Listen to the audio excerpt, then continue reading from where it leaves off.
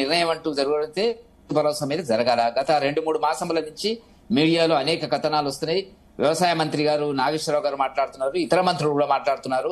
సాగు చేసేటువంటి విస్తీర్ణం ఉన్నటువంటి రైతుకు మాత్రమే రైతు బంధిస్తాం తప్ప ఆదాయ పన్ను కట్టేటువంటి వాళ్ళకి ఇవ్వము, ఉద్యోగస్తులకి ఇవ్వని రకరకాలుగా చెప్తున్నారు. ఇంకో సందర్భంలోకి వచ్చినప్పుడు ఏం మాట్లాడుతున్నారంటే వాళ్ళు కేంద్ర ప్రభుత్వం యొక్క మోదీ గారి కిసాన్ సన్మాన్ కు సంబంధించినటువంటి నిబంధనలు వర్తింపజేస్తామని రకరకాల కన్ఫ్యూజన్ రైతాంగంలోకి సృష్టించినటువంటి వదిలినటువంటి మాట వాస్తవము. కాకపోతే 2 విషయాలు ఇక్కడ జ్ఞాపకం పెట్టుకోవాలి శివకుమార్ గారు. తెలంగాణలో సాగుకు సంబంధించినటువంటి విస్తీర్ణం గల భూమి 1,56,00,000 ఉన్నట్టుగా అధికార లెక్కలు మాకు చెప్తున్నాయి. ఇప్పుడు నిన్న రేవంత్ రెడ్డి గారు చెప్తున్నటువంటిది లీకులు ఇచ్చినటువంటిది ఏంటంటే 1,23,00,000 సాగుకు యోగ్యమైనటువంటిది, మిగతాదంతా రాళ్లు, గుట్టలు, చెట్లు, పుట్టలు అనేటువంటి మాట తీసుకొస్తున్నటువంటి ఒక అర్థం మనకు లీకుల్లో మనకు కనపడుతున్నటువంటిది. ఈ తెలంగాణలో 70 లక్షల మంది పట్టాదారులు ఉన్నారు.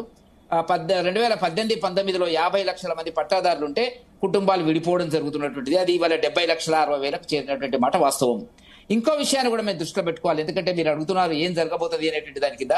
ఎకరం లోపు ఉన్నటువంటి రైతులు 24,24,000, 2 ఎకరాల లోపు ఉన్నటువంటి రైతులు 17,72,000, 3 ఎకరాల భూమి ఉన్నటువంటి వాళ్ళు 11,30,000, 4 ఎకరాల లోపు 6,54,000, 5 ఎకరాల లోపు 4,92,000. 5 ఎకరాల వరకు తీసుకున్నట్టయితే శివకుమార్ గారు నా లెక్కలో ఒక 64 లక్షలు వస్తుంది.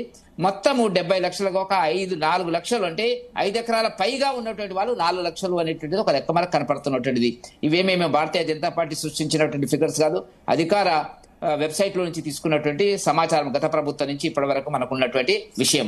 కాబట్టి నేను చెప్పదలుచుకుంది ఏంటంటే భూస్వాములు ఉన్నారు, గుట్టలు ఉన్నాయి, చెట్లు ఉన్నాయి అనేటువంటి దాని గురించి పక్కకు పెట్టండి, వాటిని తొలగించండి, దానికి సంబంధించినటువంటి అభ్యంతరం ఎవరికి లేదు. కానీ ఒకటి గుర్తుపెట్టుకోండి, ఎవరికి ఇవ్వబోతున్నారు మీరు అడిగిన ప్రశ్న చాలా కన్ఫ్యూజన్ రైతాంగంలో ఇవాళ తెలంగాణ రైతాంగం ఎదుర్కొంటున్నటువంటి సమస్య. ఎందుకంటే గత 10-12 సార్లు వాళ్ళు రైతులు సులభంగా ఇక అన్ని రకాలుగా వాళ్ళు గత ప్రభుత్వంలో తీసుకున్నటువంటి మాట వాస్తవం. ఏ నిబంధనలు ఎగ్జాక్ట్లీ వెంకటరెడ్డి గారు నిన్న మొన్నటి వరకు అంటే కాంగ్రెస్ అధికారంలోకి వచ్చేంత వరకు కూడా మేము సాగు భూములకు మాత్రమే రైతు భరోసా ఇస్తామంటూ కూడా చెప్పారు. కానీ గత వారం రోజులుగా మాత్రం ఎంత సాగు చేస్తే అంత భూమికి మాత్రమే రైతు భరోసా ఇస్తామనేటటువంటి లీక్ వస్తుంది.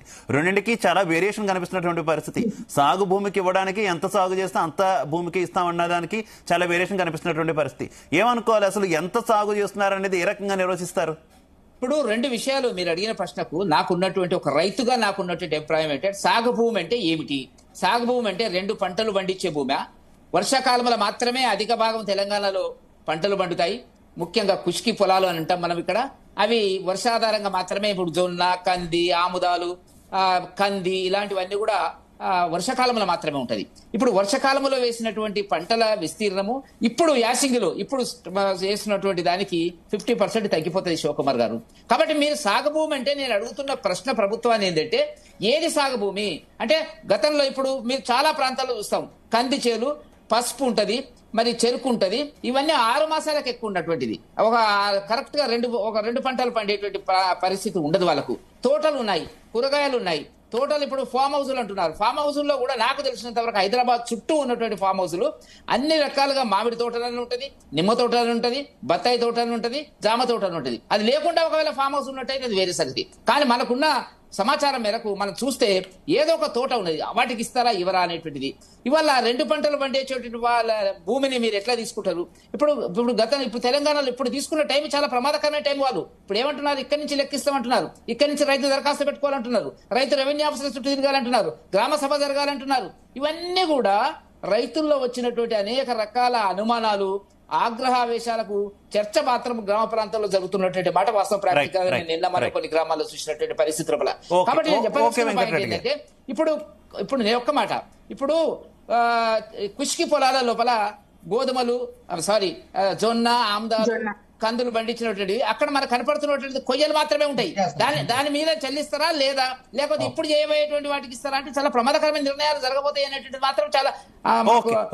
ఓకే వెంకటరెడ్డి గారు, మనం కాంగ్రెస్ వెర్షన్ కూడా వినే ప్రయత్నం చేద్దాం. మనతో పాటు కాంగ్రెస్ పార్టీ నుంచి మానవతరాయ్ గారు జాయిన్ అయ్యారు. మానవతరాయ్ గారు నమస్తే అండి, నా ఆడియో క్లియర్ గా ఉందా? క్లియర్ గా ఉందండి.